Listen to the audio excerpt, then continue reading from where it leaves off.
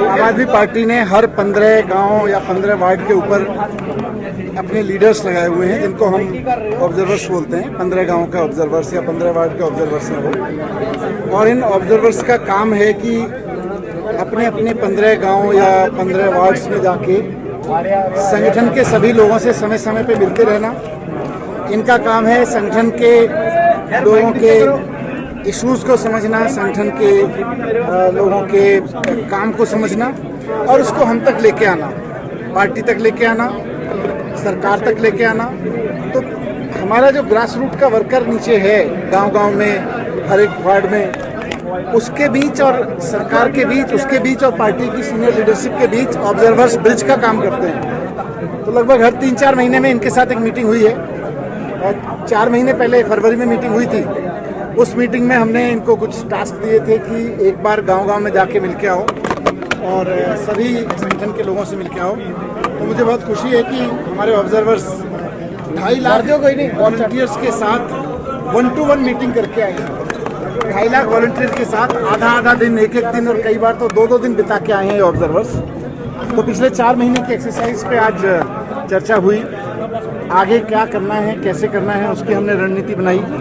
क्योंकि आम आदमी पार्टी की ताकत एक तरफ अरविंद केजरीवाल जी का विजन है, भगवंत मान जी का विजन है, तो दूसरी तरफ गांव-गांव में बैठे हुए कार्यकर्ता, गांव-गांव में बैठे हुए हमारे जो लीडर्स हैं, उनकी मेहनत। तो अरविंद केजरीवाल जी के विजन और गांव-गांव में बैठे हुए कार्यकर्ता के विजन की बदौलत ही आम आदमी पार्टी आगे बढ़ी है और आगे भी बढ़ेगी। आज फिर से उस संकल्प को दोहराया है। बस यही चर्चा हुई है। उसमें मोटिवेशन क्या दी गई है, जो आज विधायकों की भी बैठक हुई है, बाकी चीजों को? आम आदमी पार्टी का तो कार्यकर्ता मोटिवेटेड है। आपने देखा खूब मोटिवेशन से काम कर रहे हैं, क्योंकि मोटिवेशन किसी एक एमपी या किसी एक एमएलए से या किसी से नहीं मिलती है। मोटिवेशन मिलती है कि सरकार लोगों के लिए काम कर रही है कि नहीं कर रही है। आम आदमी पार्टी के कार्यकर्ता को मोटिवेशन इस बात से मिलती है कि सरकार अच्छे स्कूल बनवा रही है कि नहीं बनवा रही है। आम आदमी पार्टी के कार्यकर्ता को मोटिवेशन इस बात से मिलती है कि हेल्थ पर, नौकरी पर, बिजली पर, सड़कों पर, किसानों के लिए अच्छे काम हो रहे हैं कि नहीं हो रहे।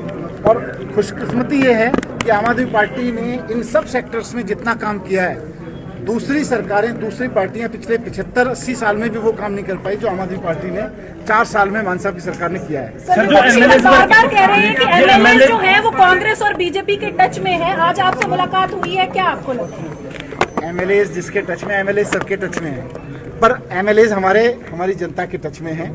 हमारे एमएलए हमारे उन लोगों के टच में है जिन्होंने उनको चुन के भेजा था। क्योंकि हमारे एमएलए को ये है कि 4 साल उन्होंने मेहनत की है उनके लिए, 1 साल और अभी मेहनत करेंगे 8-10 महीने, और उसके बाद दोबारा चुन के जाएंगे। तो एमएलए अपनी जनता के बीजेपी कह रही है कि जो आपके जितने भी एमएलए हैं वो राघव चड्ढा और जितने भी, मेरा एक सुझाव है, बीजेपी ना बहुत घटिया और बहुत झूठी पार्टी है, उसकी बातों में बताया। बहुत ही झूठी और बहुत ही मतलब वो तो गद्दारों से भरी हुई पार्टी है। अलग अलग पार्टियों के गद्दार उस पार्टी में भरे हुए हैं, उनके चक्कर में क्यों पड़ रहे हो?